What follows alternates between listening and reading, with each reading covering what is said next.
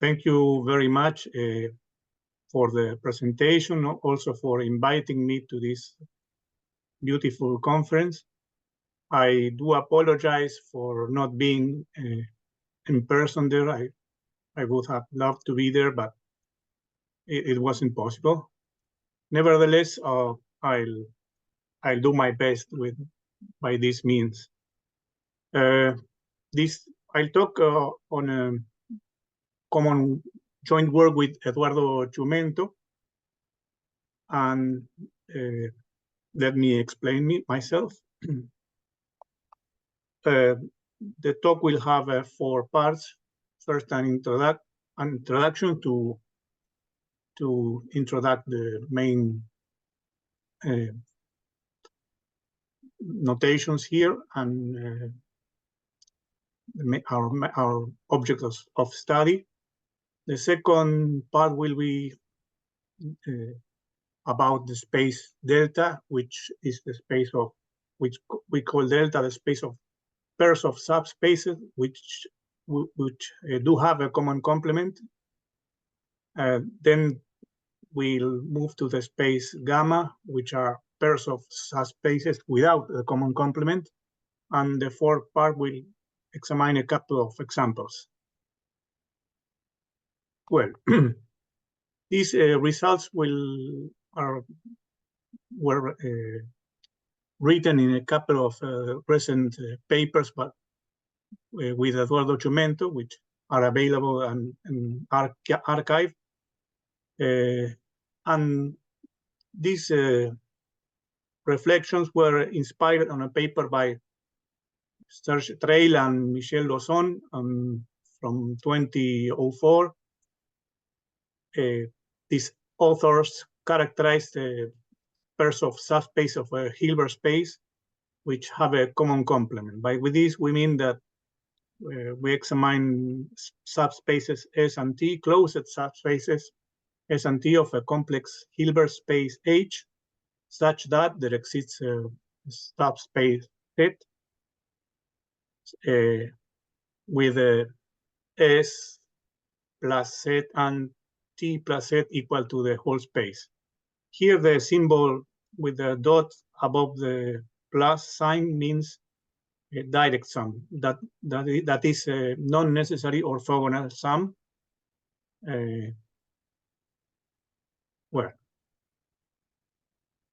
we denote by B of H the algebra of bounded linear operators. We'll focus on a separable Hilbert space, though Trail and Lozon work on Hilbert spaces of arbitrary dimension. But here throughout, our Hilbert space will be complex and separable. We denote by P of H the subset of orthogonal projections, by GR of H the Grassmann manifold of H, which means the set of closed subspaces of H, complex subspaces.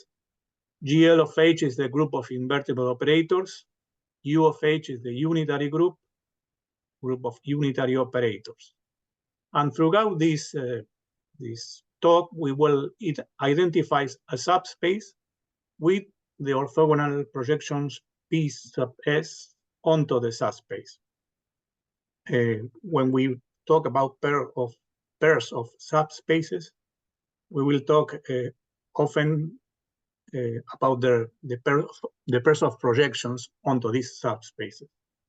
This identification is B continuous, is in fact is real analytic, and allows us to regard the subspaces as elements in a Banach space, namely the space B of H of bounded linear operators.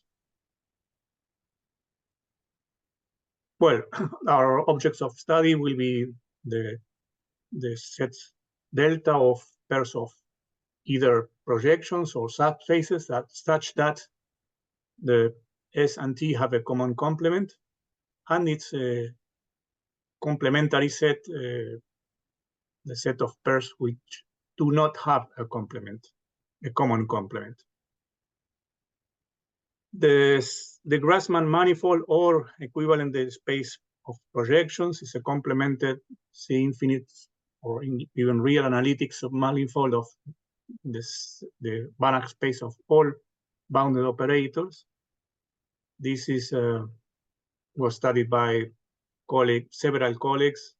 We found our studies in the papers by Korach, Porta, and Recht, which are those referenced here. Since the space of projections has a natural geometric structure, it is natural to ask whether these sets gamma and delta do also have a nice or an interesting topology or even geometric structure. Using an elementary argument or using results by other people, for instance, Julien Giolle from 2005 or Buckholz, it can be shown that the space delta is open in the set of all pairs of projections. And we shall see that its complement is a C-infinite submanifold of the pairs of all pairs of projections, non-complemented, as we shall see. Therefore, these two spaces, delta and gamma, do have a differentiable structure. Delta by being an open subset of a Banach space. Well, we move on to the second part, which is where we focus on the space delta of pairs with a common complement. Let us recall the main results by Lozon and Trail, which were formulated in the following way. We denote by G the operator, which is the projection onto T, restricted to S, and we regard it as an operator from S to T. And we denote by E the projection value of spectral measure of G star G.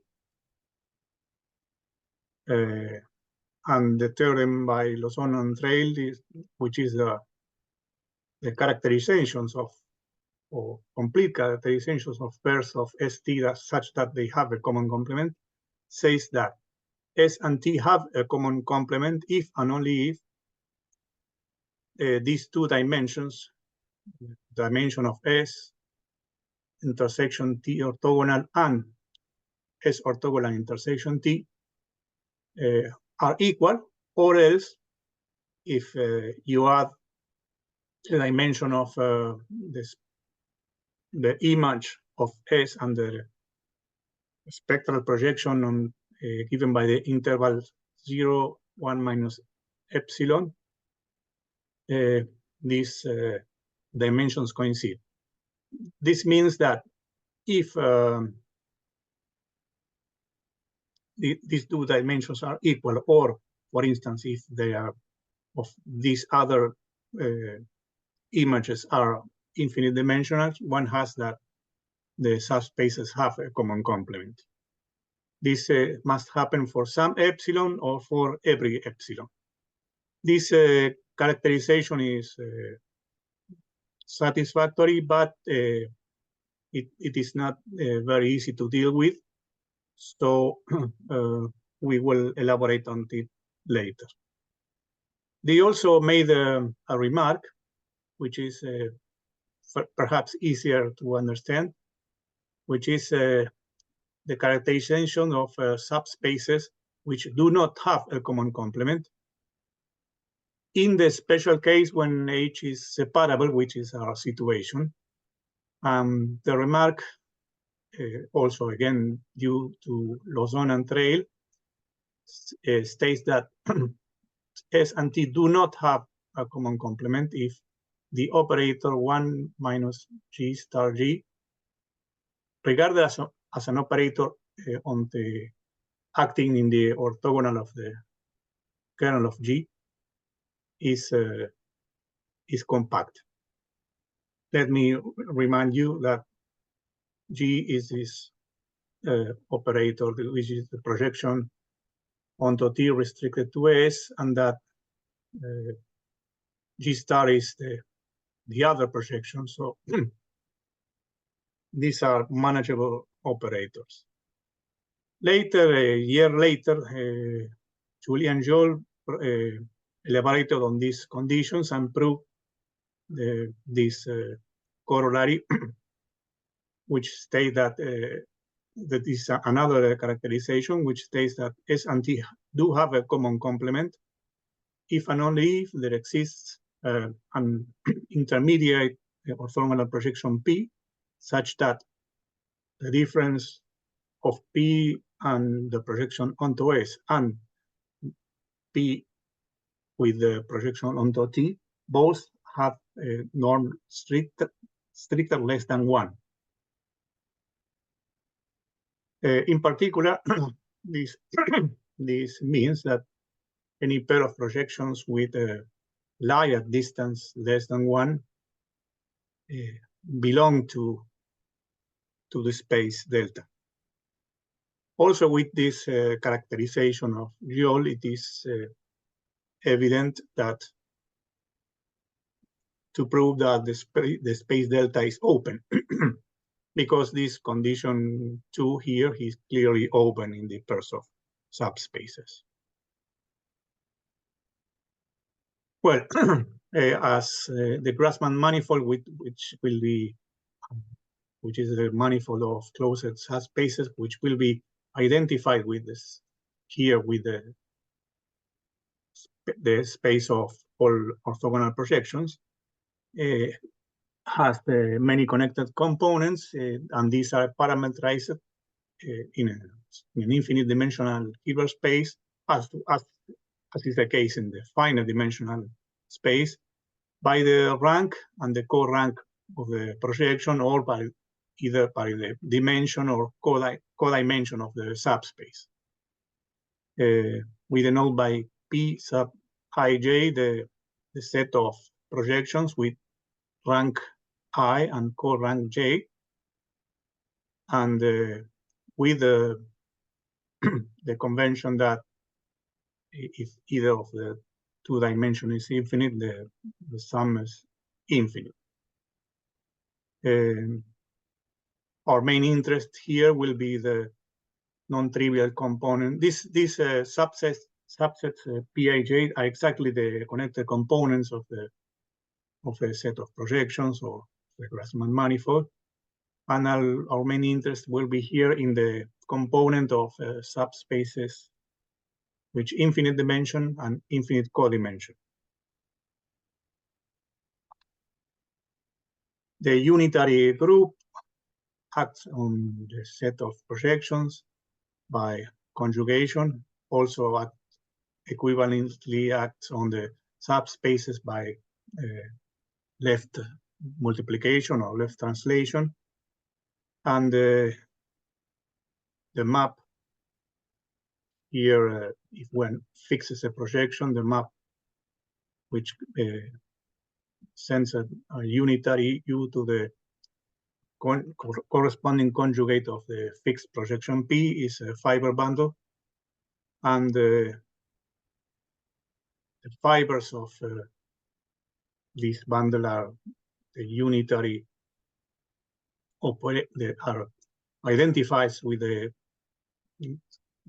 product of the unitaries of the acting in the rank times the unitaries acting on the null space of the projection.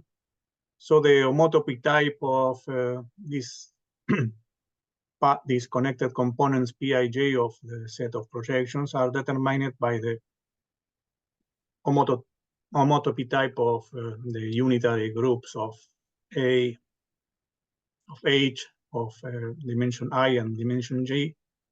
And in particular, in the case of that we are interested in, where I and J are infinite, by Kuiper's theorem, which states that the unitary group of an infinite dimensional Hilbert space is contractible, implies that this component of subspaces with infinite dimension and infinite codimension is also contractible.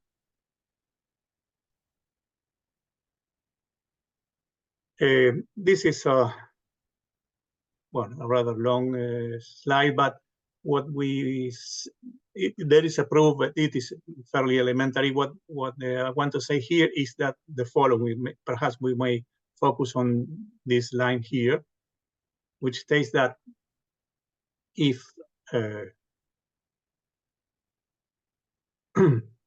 if I equals to J, I mean if one takes pairs of projections with the same dimension and the same codimension, these pairs automatically have a common complement.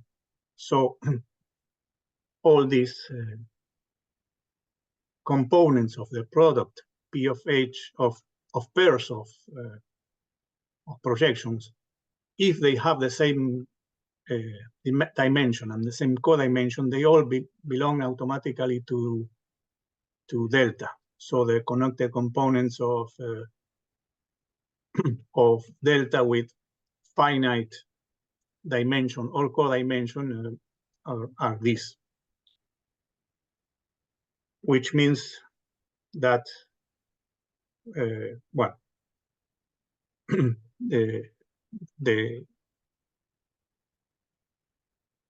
in order to understand the connected components of delta with when one of these data are finite, one must understand the topology and the geometry of the projections, which is another matter. It is not simple. It contains many open questions, but it is another problem, not a new problem, I mean. So we must understand what happens when both dimensions are infinite. We shall call delta sub infinite the sets of pairs where both the subspaces are finite, infinite dimensional, and infinite codimensional. To this effect, we must look briefly into the geometry of the set of projections as studied by Korach, Port, and Recht. Specifically, they prove that two projections which lie at distance strictly less than 1 can be joined by a unique geodesic with many properties, but we shall focus only on a few of them. The geodesics are of the form conjugation by a unitary by a uniparameter unitary group of this form, where the generator of the group is bounded, is codiagonal with respect to the projection of the subspace where the geodesic starts, and with a velocity which is less than pi over 2. This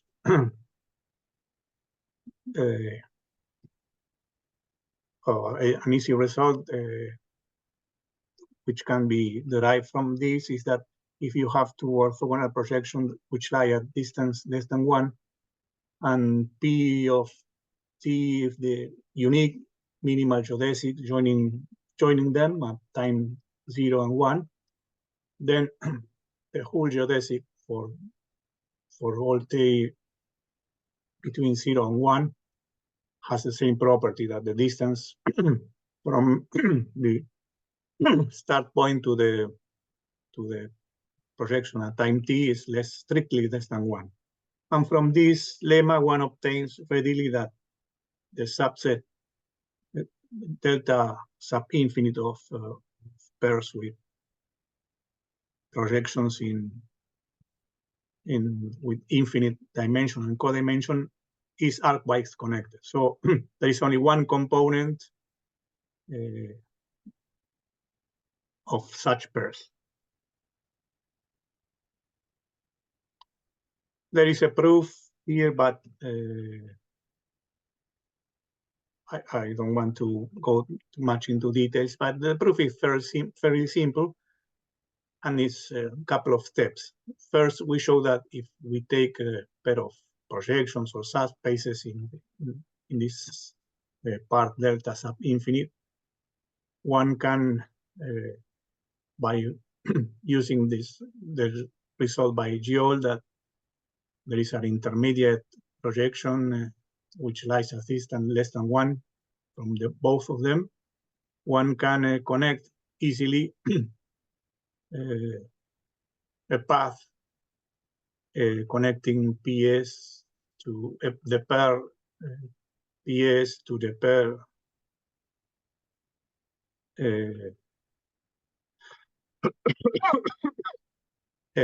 the pair PS PT to the pair of the form PSE, where E has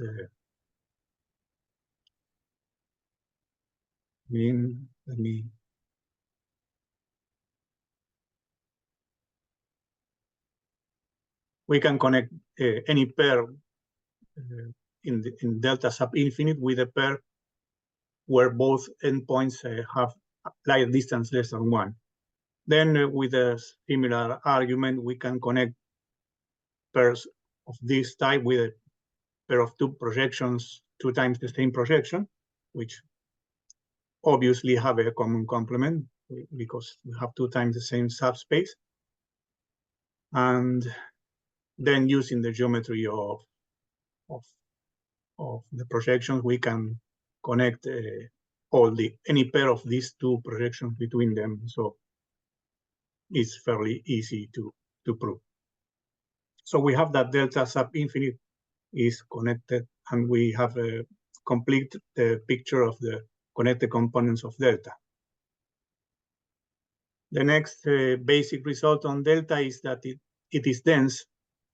Delta sub infinite, I mean, is dense in the pairs of projections with infinite dimension and codimension. I will not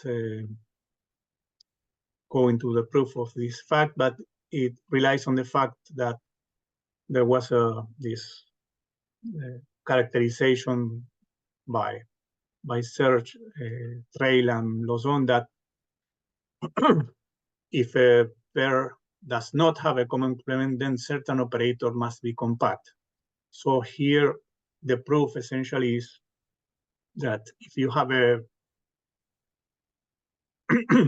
pair which does not belong to delta, this is a mistake here, a pair which does not belong to delta, which means that this operator is compact, you can somehow approximate these compact operators in the norm topology with non-compact with operators, which is trivial to do. And so basically this is the argument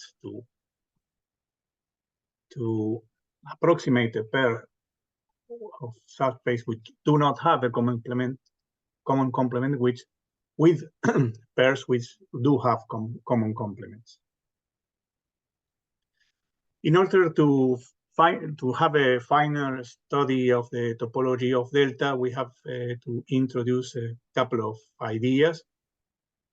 Given we fix a subspace zeta of H, and we denote by GR upper set here all the subspaces of closest subspace of H which are complementary with zeta, such as zeta S plus zeta direct sum is equal to H. David Buckholz proved in the 90s that this condition on the subspace, these are indirect sums, is equivalent to this one, that the distance between PS and the orthogonal complement of theta, or equivalently the norm of this difference, is less than 1, strictly less than 1, which readily implies that this subset of projections or subspaces is open in the Grassmann manifold. In fact, these sets are usually used to to obtain local charts for the Grassmann manifold in, for instance, in finite dimensions. These are the classical local charts for the Grassmann manifold. And there is a very known correspondence between this set of subspace which are complementary to zeta fixed, which bound a linear operator from zeta orthogonal to zeta. The correspondence is well known and is given as follows: to a bounded operator here from zeta orthogonal to zeta, one can make the graph of this operator this gives you a closed subspace.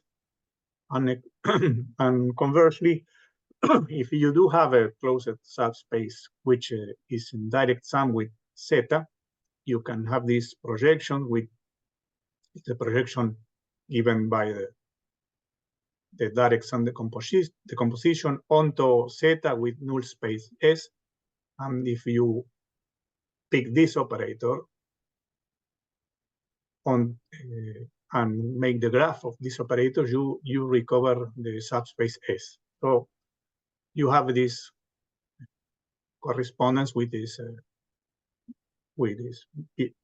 continuous in both senses. So you have this set of subspaces which are complementary with the fixed zeta is homeomorphic to Banach space, and therefore it's not only open, but it is also contractible.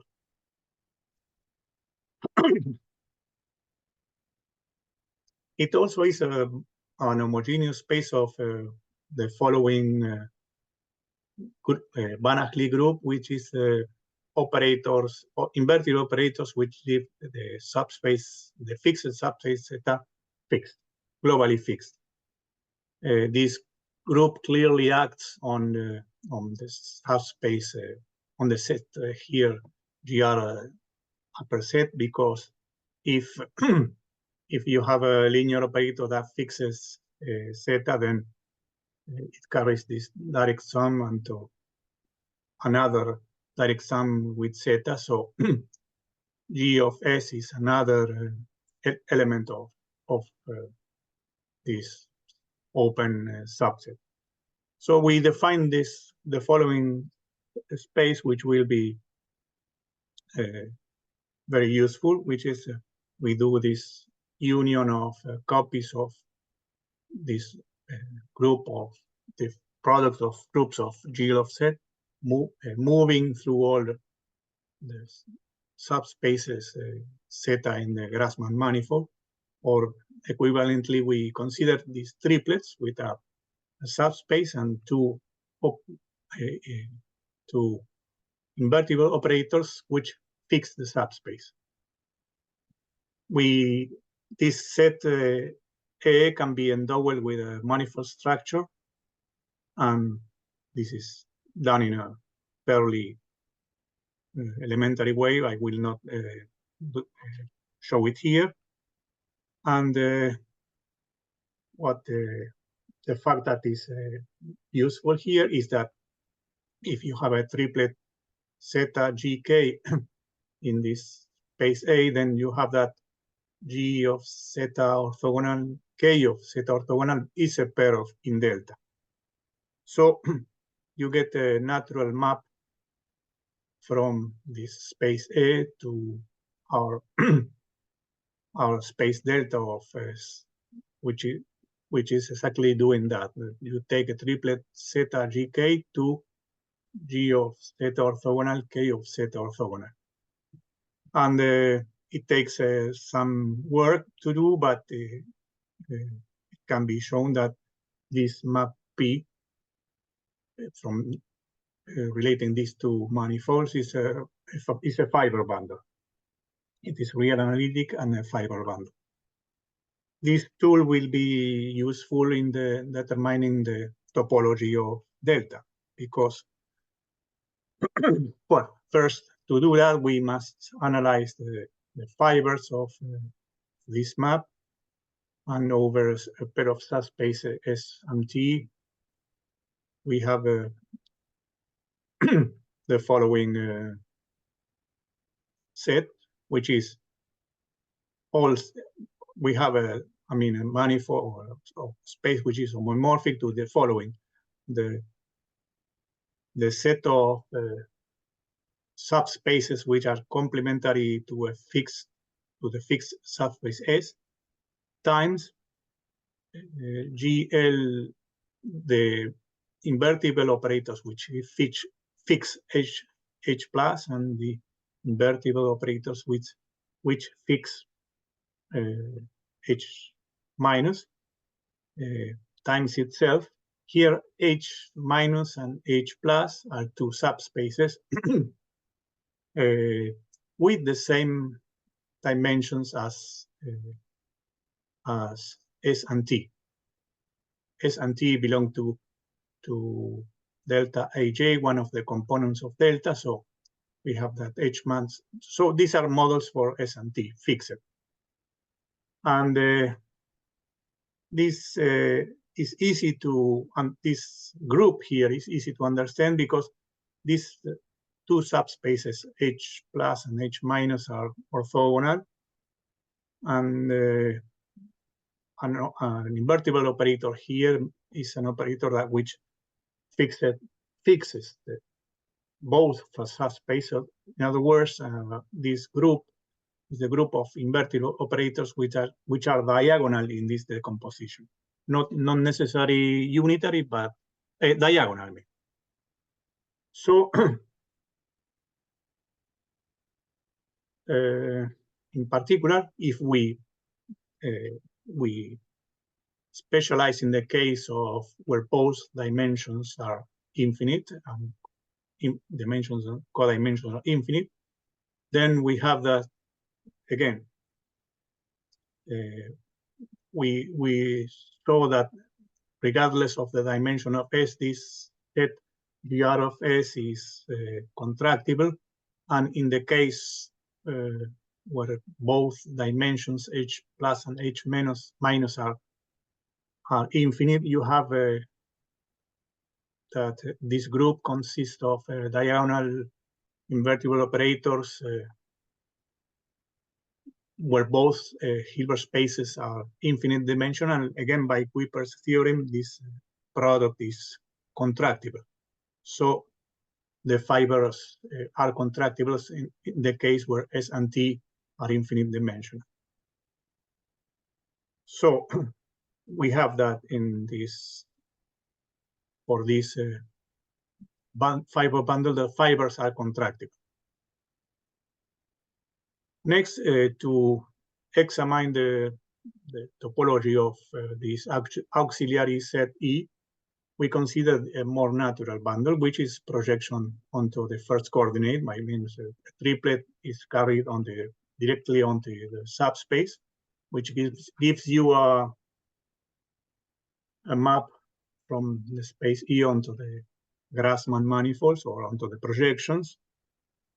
The fibers are easy to detect. Are diffeomorphic to this product group of the invertible operators which fix the subspace zeta with itself. Then again, if zeta is infinite dimensional, infinite codimensional, we have that this is a contractible fiber. And therefore, if we denote by E infinite the connected component corresponding to infinite and co-infinite projections, which maps onto the projections which are infinite and co-infinite, we arrive that this fiber bundle has contractible fibers and contractible base space. So it is, being a manifold, it must be contractible also. Therefore, this completes our picture. We apply the same idea to the bundle P. We have the E infinite is on the total space of this bundle is contractible. We saw earlier that the fibers are contractible. So this implies that the connected component delta sub infinite is also contractible. Well, this finishes the second part, which is the study of a space delta. Let us move on to the space gamma, which is the complement of delta, the pairs of subspace which do not have a common complement. Again, the parts of gamma which have finite dimensional data are easy to detect, because any pair of projections such that I is different, that the dimension is different, or the codimensions are different, will belong automatically to gamma. So we have that we can index the finite, let us call it the finite connected components of gamma by these 4 indices when I is different from K, or J if this is different from K. So again, the study of gamma when either of these data is finite reduces, if one can say so, to the study of mainly the projections. So the new thing to do is to study the components or the pairs which correspond to pairs of projections which are, or subspaces which are infinite and co-infinite. Let us, to this effect, recall to a bit closer, a close look again to the remark by Lawson and Trail, which rephrase here. A pair of subspaces belongs to gamma if and only if 2 conditions are hold. The first is that this product, PS times PT orthogonal, is compact in this subspace, and the dimensions of these cross dimensions are different.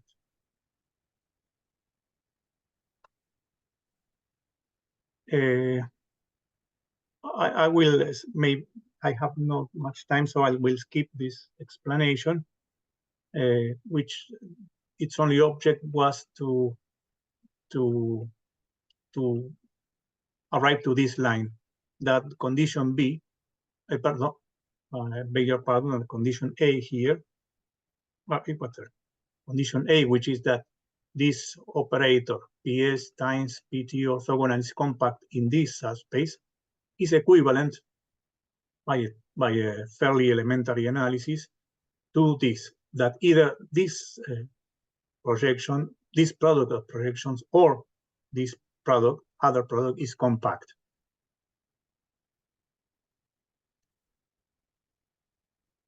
It turns out that together with Gustavo Corach, we studied pairs of projections which have a compact product. And I'll skip well,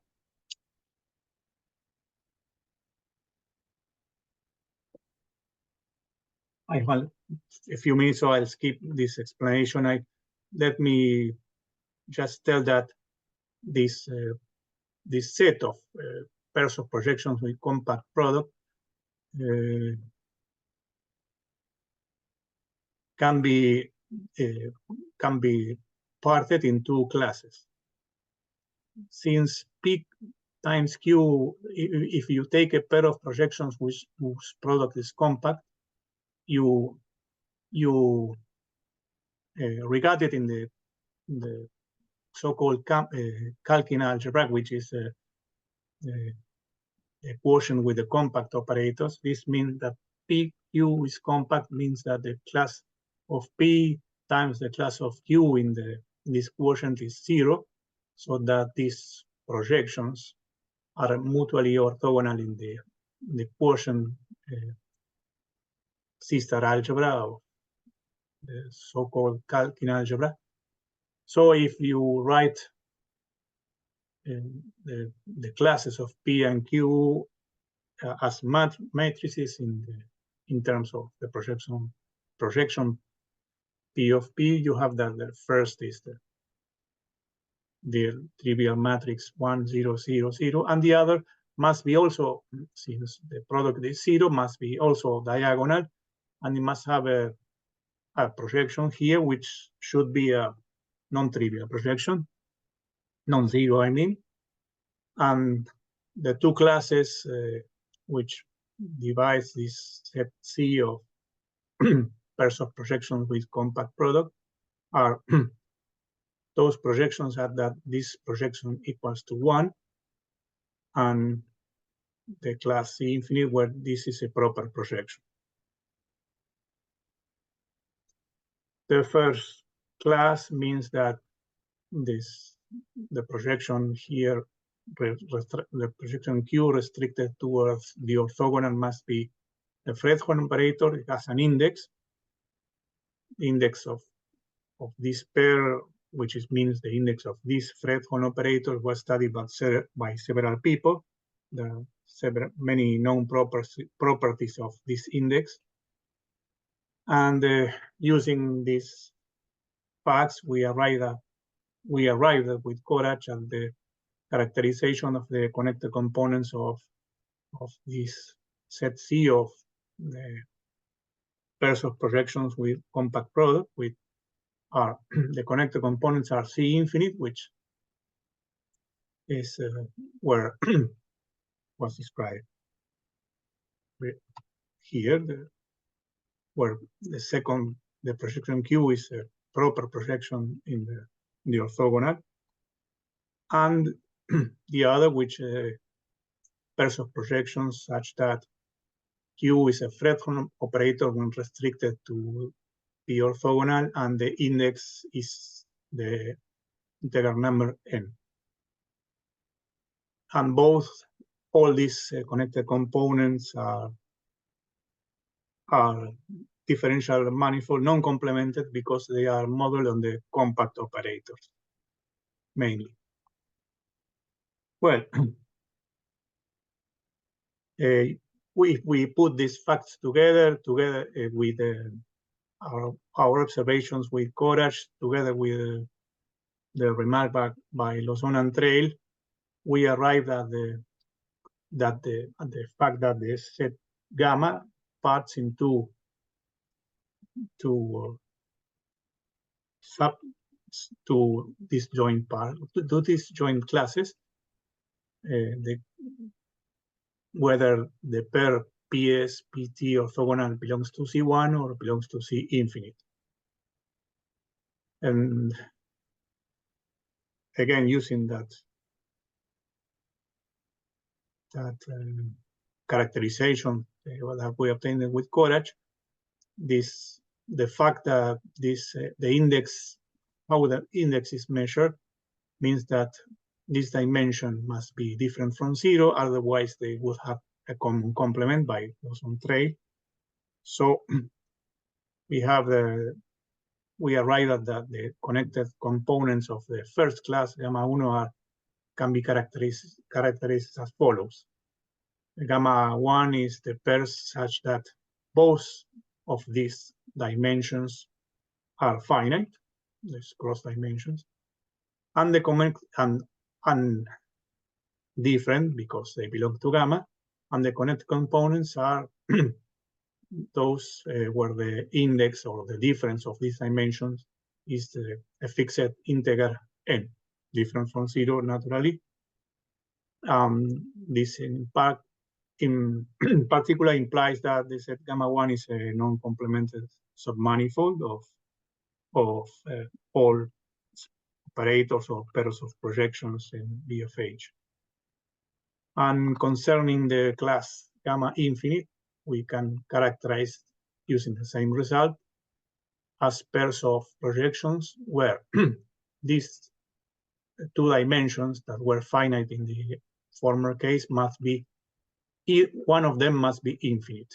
Of course, not both of them can be infinite because both dimensions equals means that the subspace with would have a common complement, so the one must be infinite and the other must be finite. So this naturally gives us two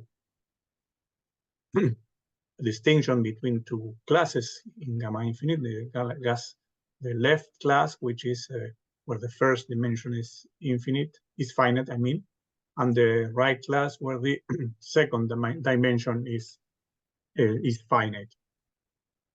And it turns out that both these classes are connected, and so both are proved to be the connected components of gamma infinite. So we have a full picture of the connected components of gamma. Also, the fact that gamma, each of these connected components are differential manifold. So gamma itself is a differential manifold with described components. And if I have 1 minute left, so let me outline a couple of examples. The examples where we are interested in come from function theory. I picked only two simple examples. First, we consider the Hilbert space L2 of the unit circle. We denote by H2 the Hardy space of the circle or Hardy space of the disk equivalently, which are the if we regard L2, these are the span of the Fourier bases with n, which are polynomials with n greater, or the powers of zeta which are positive, non-negative. And here I describe the Saracen algebra, but to keep it simpler, let us consider just the continuous functions in the circle, which do not vanish, or which are invertible as continuous function. And say f and g are continuous functions which do not vanish. So this implies that the subspaces f times h2 and g times h2 are closed subspaces. And what we obtain here is that they do have a common complement if and only if these two non-vanishing continuous functions have the same winding number. And in that case, when they have a winding number which is different from 0, the pair belongs to the component gamma n corresponding to the index, which is the difference of the winding numbers. And the second example is an example in gamma infinite.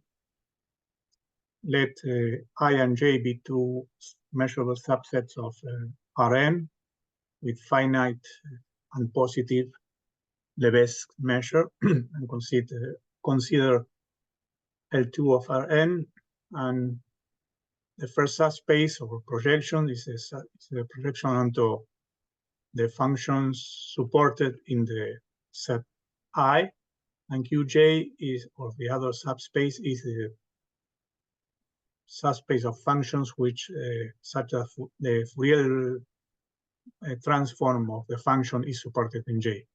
These subspaces are studied in the context of the so-called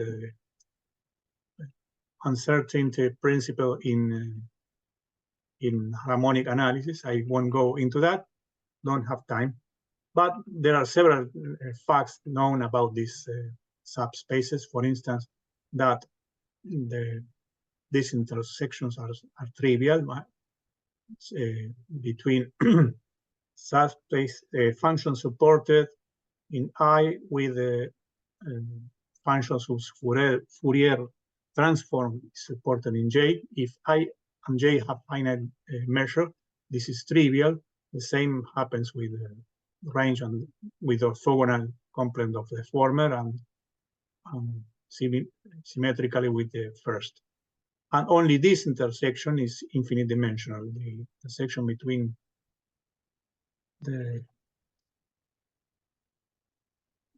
null spaces of these projections, or equivalently functions supported outside of I and functions whose Fourier transform is supported outside of J.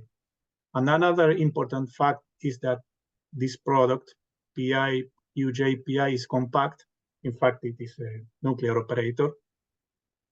There are many papers written and books written. In fact, I